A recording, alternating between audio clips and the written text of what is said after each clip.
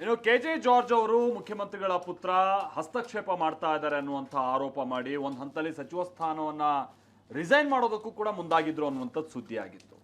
ಅದು ಸುಳ್ಳೋ ನಿಜನೋ ಅನ್ನುವಂಥ ಚರ್ಚೆಯಲ್ಲಿರುವಂತಹ ಸಂದರ್ಭದಲ್ಲೇ ಮತ್ತೋರ್ವ ಕಾಂಗ್ರೆಸ್ ಶಾಸಕ ಇವತ್ತು ಕೆಲ ಅಸಮಾಧಾನವನ್ನ ವ್ಯಕ್ತಪಡಿಸಿರುವಂಥದ್ದು ಬಹಿರಂಗ ಆಗಿದೆ. ಅದೆಲ್ಲ ಕ್ಯಾಮ್ರಾದಲ್ಲಿ ರೆಕಾರ್ಡ್ ಆಗಿದೆ ಕೂಡ. ಮುಖ್ಯಮಂತ್ರಿಗಳ ಪುತ್ರ ಯತೀಂದ್ರ ಅವರ ಹಸ್ತಕ್ಷೇಪಕ್ಕೆ ಸಂಬಂಧಪಟ್ಟಂಗೆ ಅವರ ಆಸಿತ್ತು. ಯಾರದು? ಹಾಗಾದ್ರೆ ನಿಜಕ್ಕೂ ಸರ್ಕಾರದಲ್ಲಿ ಏನಾಗ್ತಾ ಇದೆ? ಬನ್ನಿ ರಿಪೋರ್ಟಲ್ಲಿ ನೋಡ್ಕೊಂಡು.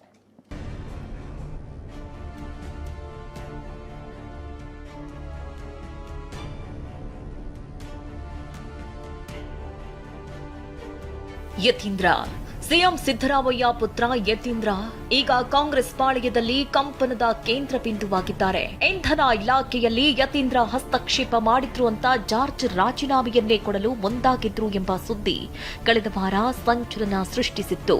ಇದೀಗ ಮೈಸೂರಲ್ಲಿ ಕಾಂಗ್ರೆಸ್ ಶಾಸಕರ ಕ್ಷೇತ್ರದಲ್ಲೇ ಯತೀಂದ್ರ ಹಸ್ತಕ್ಷೇಪ ಮಾಡಿರುವುದು ಸದ್ದು ಮಾಡ್ತಾ ಇದೆ.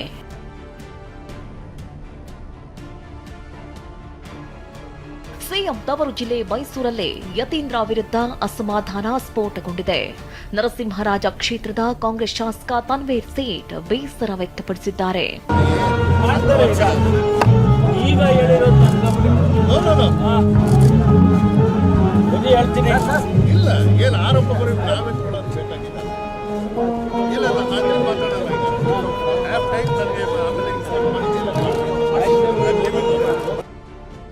ಯತೀಂದ್ರ ನನ್ನ ಕ್ಷೇತ್ರದಲ್ಲೂ ಹಸ್ತಕ್ಷೇಪ ಮಾಡಿದ್ದಾರಂತೆ.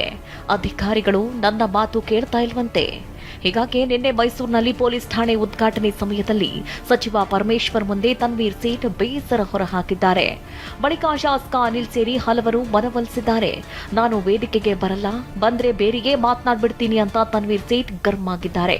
ಕೊನೆಗೆ ಒಲ್ಲದ ಮನಸ್ಸಿನಿಂದಲೇ ಕಾರ್ಯಕ್ರಮದಲ್ಲಿ ಭಾಗಿಯಾಗಿದ್ದಾರೆ. ಬಳಿಕ ಮಾತನಾಡಿದ ತನ್ವೀರ್ ಸೇಠ್, ಕೆಲವು ಅಧಿಕಾರಿಗಳು ಶಂಕದಿಂದ ಬಂದ್ರೇನೆ ತೀರ್ಥ ಅಂದ್ಕೊಂಡಿದ್ದಾರೆ. ಹಸ್ತಕ್ಷೇಪ ರಾಜ್ಯದ ಉದ್ದಗಲಕ್ಕೂ ಆಗ್ತಾ ಇದೆ ಅಂತ ಕಿಡಿಕಾರಿದ್ದಾರೆ. ಅದು ಎಲ್ಲ ಹಂತದಲ್ಲೂ ಆಗ್ತಾ ಇದೆ, ರಾಜ್ಯ ಉದ್ದಕ್ಕೂ ಆಗ್ತಾ ಇದೆ. ಸೊ ಇದೆಲ್ಲ ಏನು ಮಾಡಬೇಕು ಅನ್ನೋದನ್ನು ಸರಿ ಮಾಡುವಂಥ ಕೆಲಸ ಮಾಡ್ತಾ ಇದ್ದೀವಿ. ಅಧಿಕಾರಿಗಳು ಕೇಳಲ್ಲ ಅಂದಾಗ ಅದು ಅವರು ಯಾವ ಶಂಕಿಂದ ಬರಬೇಕು ಅನ್ನೋದು ನಾನು ಹೇಳ್ತಾ ಇದ್ದೀನಿ. ಸೊ ಇದೆಲ್ಲ ಇರುತ್ತೆ.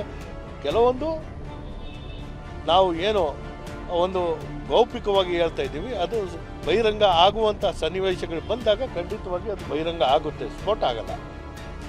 ಸಿಎಂ ಪುತ್ರ ಯತೀಂದ್ರ ವಿರುದ್ಧ ಕೇಳಿ ಬಂದಿರುವ ಹಸ್ತಕ್ಷೇಪ ಆರೋಪ ಮುಂದಿನ ದಿನದಲ್ಲಿ ರಾಜಕೀಯದಲ್ಲೂ ಮತ್ತಷ್ಟು ಬೆಳವಣಿಗೆಗೆ ಕಾರಣ ಆದ್ರೂ ಅಚ್ಚರಿಯೇನಿಲ್ಲ. ರಾಮ್, TV9 ಮೈಸೂರು.